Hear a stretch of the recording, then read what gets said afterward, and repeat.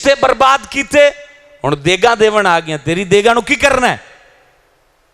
लोगों के पेट पालते हो और अपने रिश्तों के पेट जो है ना वो याद नहीं रहते। शाम भी वो रोता है, रात भी वो रोता है। कौन सी जिंदगी जी रहे हैं? आज हजरत यूसुफ की बात कर रहे हैं। हजरत मूसा से कई 100 साल पहले इनका जमाना है और हजरत मूसा के बाद हजरत ईसा है, हजरत ईसा के बाद दीन फितरत है और उसके बाद रसूलुल्लाह का जमाना है। और रसूलुल्लाह के जमाने को भी आज 15 सदियां हो गई हैं। कौन सी जिंदगी जी रहे हैं? कितना जी लोगे? 50-60 साल? कब नफरत खत्म होगी? कब बुग़्ज़ खत्म होगा? कब हया आएगी रिश्तों की? कफन मैं लैके देना है। वाह वाह, जिंदगी भर तो तूने एक जुत्ती नहीं लैके दी थी, कफन असी लै देना है जी। असी जनाब साते दे देगा। और याद रखें ये देगों दुगे जो सातों पे चढ़ती हैं ये बिदत है, इसका कोई दीन से ताल्लुक नहीं है। कई लोग कर्जा उठा के ये देगें चढ़ाते हैं। अब्बे दा चंगा ना कीता तो रिश्तेदार गाला कढ़नगे। तो ये कौन सा दीन है जिसमें कर्जा उठा के साता कुल किया? साता कुल सिर्फ कुरान की तिलावत, नबी पाक की नात शरीफ और सूरह यासीन और कलिमा कलाम पढ़ के मैयत को पेश कर दें। को खाना पानी है तो पानी पेश कर दें, बाकी चीजें अपने घरों में जाके सभी खाएं। लोग की जनाब वेट कर दें कि वड्डे दा प्यो मरा है तो आज तक रोटी घरी पकानी नहीं, उदू जाके खानी है। कौन सा दीन है ये? तो अलगर्ज बहरहाल ये मौजू दूसरा है। ये मैं कल्बी तौर पे जज्बाती हो जाता हूँ। ये कता तलखियाँ, ये माँ बाप की नाफरमानियाँ, ये रिश्तों में झगड़े, ये फसाद, ये हमारे यहाँ बड़ा फैलता चला जा रहा है। अना ऐसी है कि खाक का पुतला अना में मुब्तला है, जिसके नाक में भी कीड़े घुसने हैं और जिसके कान में भी कीड़े घुसने हैं और जिसकी आंखें उबल के रुखसारों पे आनी हैं और जिसका पेट 7वें दिन फट जाना है और जिसको जमीन ने खा जाना है, जिसका कफन फट जाना है, जिसकी हड्डियां टूट जानी हैं, जिसके तमाम जोड़ बिखर जाने हैं। कौन सी अना है तेरी जब तेरी जात कीड़ों की खुराक है? तो ऐ बंदे अल्लाह की मान और अपने भाइयों के लिए हाथ खोले कर दे। कीड़ों की खुराक और आकड़ खान, मेरा नक वढ़ी जाएगा हैं? क्या तेरा नाक और क्या तेरी खाक, थोड़ा सा जुस्सा है तेरा। देखते नहीं हो खबरों में हड्डियां निकाल के साइंसदानों ने बाहर रखी और क्या वो बोलते हैं साइंसदान? मियां 4000 साल पहले इसके सर पे ताज था। साइंस बोलती है ना, ये जो खोपड़ी है इस पे 4000 साल पहले ताज था। आज वो खोपड़ी है, खोपड़ी, उसमें कोई खुदा नहीं, कुछ भी नहीं। और लेकिन कुछ मस्जिद नबवी की जब तामीर हो रही थी ना, तो मस्जिद नबवी शरीफ में जो जन्नतुल बकी के आगे का हिस्सा है, वहां मुझे एक अरबी ने बताया कि जब यहां खुदाई हो रही थी तो 1000 साल पहले की लाश निकली जिसका चेहरा भी चमक रहा था, कफन भी चमक रहा था। और खुद ये जिस तरह बुखारी मस्जिद, इमाम बुखारी ने बुखारी लिखी थी, उधर जब खुदाई हुई तो मेरे और आपके प्यारे नबी के वालिदे गिरामी हजरत अब्दुल्ला का जस्द अक़दस निकला, जिसके पूरा बदन जो है वो शबाब में था और खुशबुओं के हुल्ले निकल रहे थे। उस अल्लाह की मानिए। तो हजरत याकूब अलैहिस्सलातु वस्सलाम उनका खत पढ़ा और उसके बाद हुजूर जाने रहमत फरमाते हैं, सुन लो, ला तसरीबा अलैकुमुल यौम, आज के दिन तुम्हें कोई पकड़ नहीं होगी, तुम्हें कोई परेशानी नहीं होगी। जब मक्के को हजूर पाक ने फतह किया ना, तो मक्का के अंदर सबसे बड़ी दुश्मनी करने वाले शख्स का नाम था हजरत अबू सुफियान। उस वक्त वो मुसलमान नहीं हुए थे, मक्का फतह हो गया। अब डरते थे कि मैं उनके सामने कैसे जाऊं। तो हुजूर पाक के चाचा हजरत अब्बास ने कहा कि तुम ऐसे करना, हजरत यूसुफ के अल्फाज नबी के सामने तिलावत करना। हजरत अब्बास ने अबू सुफियान को कहा कि हुजूर के सामने जाना और फौरन कह देना, ला तसरीबा अलैकुमुल यौम, ला यानी तुहाडे उत्ते कोई पूछ गछ नहीं है, मैं तुहानू माफ कीता। जनाबे अबू सुफियान जिनकी बीवी का नाम हिंदा है, दोनों मुसलमान हुए। इन्होंने बड़ी लड़ाइयां की हुजूर पाक से, और जब हुजूर के पास सामने आए कहते ला तसरीबा अलैकुमुल यौम, हुजूर मुस्कुरा दिए और पता क्या फरमाया? गफरल्लाहु लक वाली मैन अल्लमक, कहा अल्लाह तेनू भी बख्शे ते जिन्ने तेनू सिखा के भेजा है ओनू भी बख्शे। अल्लाह साडे नबी दी शान देखो, हुण हुजूर नूं ने दस्या भी मैनू किन्ने समझा के गल्ला है, लेकिन नबी दा इलम महदूद नहीं होंदा। फरमाया अल्लाह तेनू भी बख्शे ते जिन्ने तेनू समझा के गल्ला है अल्लाह ओनू भी बख्शे। तो इस तरीके से हुजूर ने भी माफ़ किया, हम भी माफ़ करें, सीना खुला करें, अकल कुशादा करें, जिंदगी 10 साल 20 साल 25 साल खुश होके गुजारें, मुस्कुरा के गुजारें, टेंशन फ्री होके गुजारें। जिंदगी ख़त्म हो जाएगी। ना अदालतों के धक्के खाओ, ना थानों में जाके रुलो, ना जनाब परें पंचायत और डेरों पर अपनी बेटियों को जलील करवाओ। जिंदगी में खुद ही माफ़ कर दो, अपने हाथ को शादा कर दो। अल्लाह भी राजी, रसूलुल्लाह भी राजी, ज़मीन वाले भी राजी, अर्श वाले भी राजी। आखिरकार सुलह तो तुसी करनी होंदी। 2 अफराद मेरे को आए इतने अपने कमरे, दोवें गर्मा गर्म। मैं आखा भी तुसी सुलह कर लेनी जे ते तलाक ले ना जाओ। आखिर 6 महीने बाद पता चला भी तलाक दे दी थी, तो होना जी मसला सीधा करो।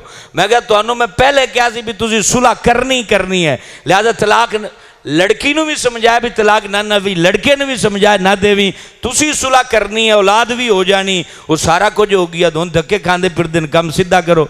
तो मौलवी कितों सीधा करें, जो तुसी फा मार दे जे तो मुड़ उस पत्थर दी जख्म और दर्द बर्दाश्त करो ना। मुझे बताओ कि जब बेटियां परना के लाते हो तो तलाक देने के लिए लाते हो? क्या तुम्हारी डोली में किसी को बिठाया जाता है तो क्या तलाक देने के लिए बिठाया जाता है?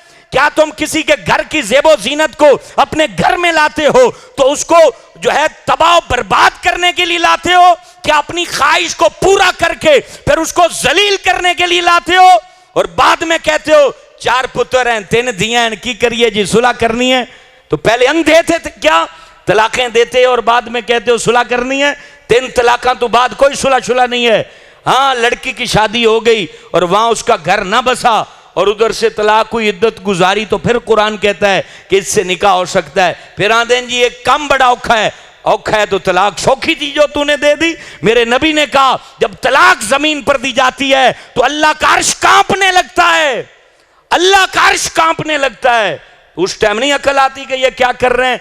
सोच पैदा करो, अपनी औलादों को सीधा करो, समझाओ इनको, सेरा बांधने से पहले इनको बताओ कि तेरी जबान हिलेगी कुनबे हिल जाएंगे, तेरी जबान चलेगी खानदान बिगड़ जाएंगे, तबाहियां हो जाएंगी। बेटा सेरा बाद बन, हौसला पहले पैदा कर। ये दनाई है, ये अकल है। तो हजरत यकूब अलैहिस्सलाम के बेटे, अब क्या करें मौजू तवील हो जाता है। हजरत यकूब अलैहिस्सलाम के बेटे हजरत यूसुफ अलैहिस्सलाम ने माफ कर दिया, मसला हल कर दिया। और फिर पता क्या फरमाते हैं, ऐ मेरे दरबारियों दस्तरखान लगाया जाए और हर किस्म का खाना रख दिया जाए।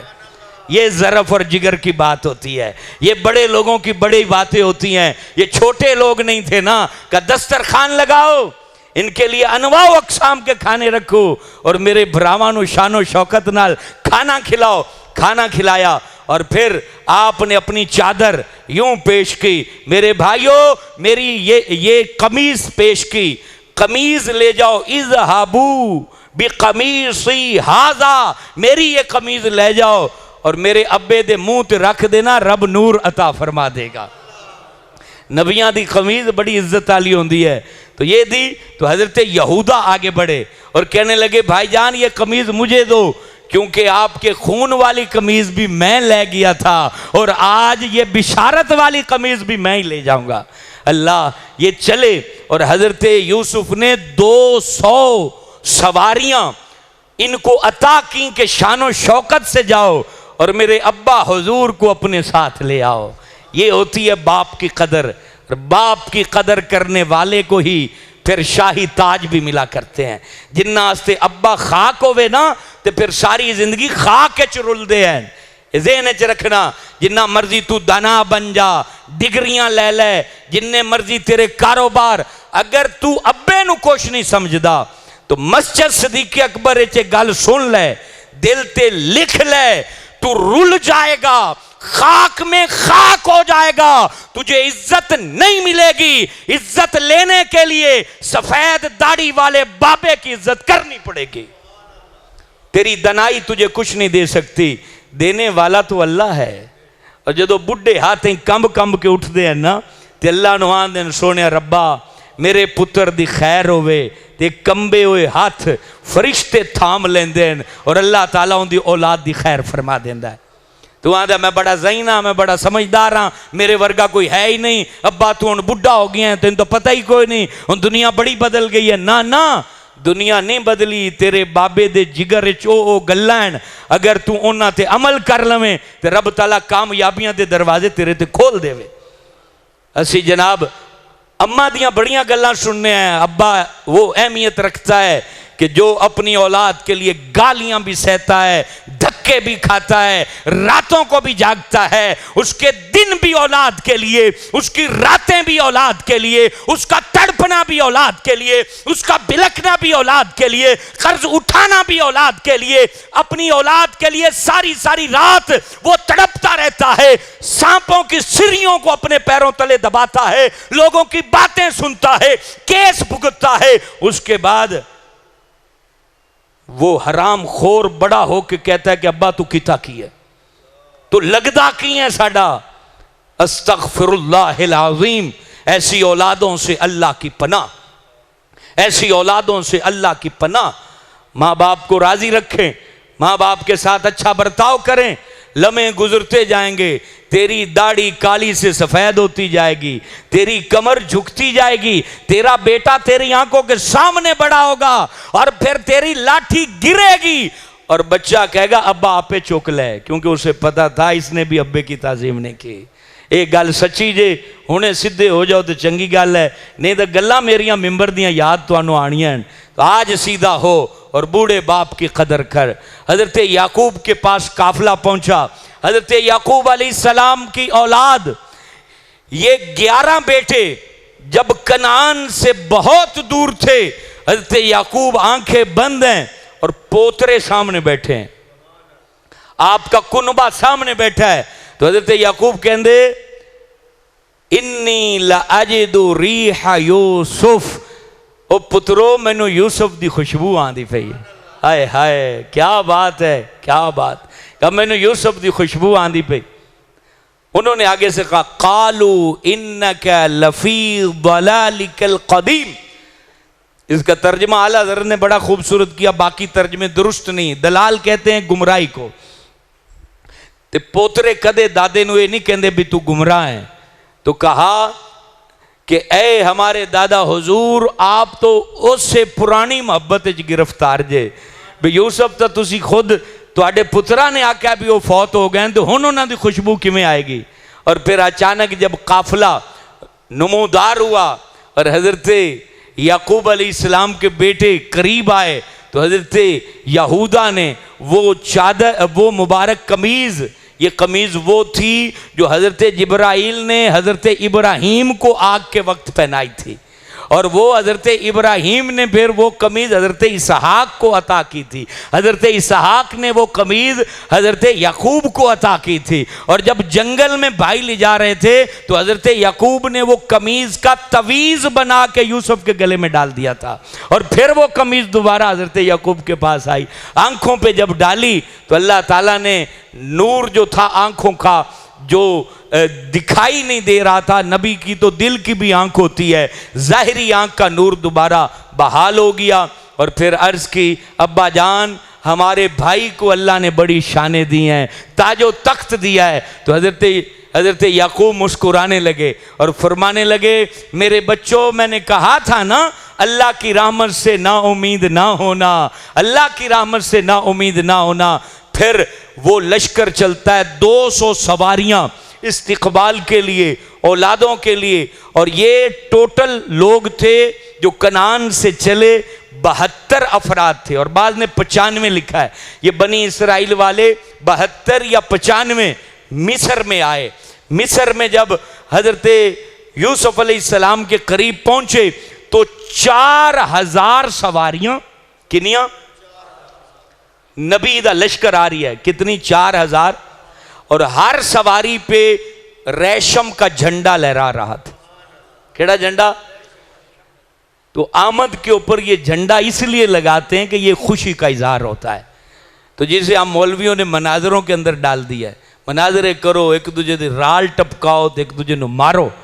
तो ये हजरत यूसुफ अलैहिस्सलाम 4000 सवारियां और हर सवारी पर झंडा लहरा रहा है। और हजरत याकूब कह रहे हैं क्या ये कौन है जो इतने सारा लश्कर खड़ा है? तो आगे से हजरत जिब्राइल कहते हैं, ऐ अल्लाह के नबी, ये तुम्हारे बेटे हजरत यूसुफ अलैहिस्सलाम का लश्कर है। अल्लाह का शुक्र अदा करते हैं। और फिर उसी वक्त हजरत जिब्राइल कहते हैं, ज़रा निगाह उठाइए अपने दाएं बाएं। जब दाएं बाएं निगाह उठाते हैं तो अल्लाह के फरिश्ते भी झंडे लेके खड़े हैं कि अल्लाह के नबी हजरत याकूब इतनी दर्दों के बाद अपने बेटे से मिलने आ रहे हैं। अल्लाह अकबर। तो बाप बेटा जब मिलता है तो अर्श के फरिश्ते भी राजी होते हैं और वो भी वहां आके इस्तकबाल करते हैं। लेकिन हम लोग इतने नालायक हैं, बाप बेटे को जुदा करने के अंदर पूरे जतन लगाते हैं। अद्धियां गल्लां उहदे कीतियां, अद्धियां उहदे कीतियां, वे फड्डा पा दिता। हाँ जी, अब्बा तू उहदे तड़पदा रहे, पुत्र उहदे तड़पदा रहे। ये जो बीच में पैगाम रसा शैतान होते हैं ना, ये शैतान होते हैं जो जाके बताते हैं तेरे अब्बे ने यह आख दिता, और उधर बताते हैं तेरे पुत्र ने आख दिता। वो शैतान, सुन लो, वो शैतान होते। कौन होते हैं? बोलो ना, तुसी तो नहीं जे ना। वो कौन होते हैं? शैतान, जेड़े विच अग लाने, लूती ला। और उन्होंने पता लगता, अब्बे नूं पता लगता बड़ा मुखलिस है यार, पूरी खबर ला के दी। उदो पुत्र आंदा बड़ा मुखलिस है, इन्हें पूरी खबर लिया के दी। एजेंसी का बंदा है, हर गल मैनू दस रही है। शैतान है। मिलाने वाले अल्लाह के वली होते हैं, जो मिलाते हैं दिलों को वो अल्लाह के वली होते हैं। अल्लाह अकबर। तो हजरत याकूब अब ये मिस्र में दाखिल हो रहे हैं और सामने हजरत यूसुफ अलैहिस्सलाम है। जिब्राइल ने आके कहा, सलाम तुसी नहीं पहले करना। अल्लाह, अंदाजा लगाओ अदब, वालद दा अदब। बादशाह वक्त इन्होंने शौक सी कि अब्बे नूं जल्दी जाके जफ्फा पावां ते सलाम करा। तो कहा जिब्रील ने, जल्दी ना करना, तुहाडा प्यो है तो पहले वो सलाम करे क्योंकि उन्होंने ज़्यादा अजर मिले और उनकी तकरीम ज़्यादा है। तो हज़रत याकूब ने सलाम किया वालिद को, बेटे को, और फिर हज़रत यूसुफ ने जवाब दिया। और फिर हज़रत याकूब ने यूं हाथ खोले और यूं सीने के साथ जब लगाया, हिचकियां लेकर रोए, बड़ा रोए, इतने दिनों से जुदा थे। और फिर अपने माथा चूमा हज़रत यूसुफ अलैहिस्सलाम का, और आपने अपने वालिद का हाथ बोसा दिया और ऊपर तख्त के ऊपर जब बिठाया तो अल्लाह अकबर, फिर 11 भाइयों ने सजदा किया और वालिद ने भी सजदा किया। वो सूरह यूसुफ के अंदर जो ख्वाब मौजूद था वो पूरा हो गया। और फिर मिस्र के अंदर हज़रत याकूब अलैहिस्सलाम 24 साल रहे। कितने साल? 24 साल रहे। और फिर आखिरकार इनकी वफात हुई तो इन्होंने कहा कि पुत्रों मेहरबानी करो और मेरा जिस्म जिहड़ा है वो तुसी मेरे वालिद हज़रत इसहाक दे कदमां च दफना दो। तो फिर ये बेटे लेकर वहाँ गए शाम के अंदर, फ़लस्तीन के अंदर, वहाँ हज़रत याकूब को दफनाया गया।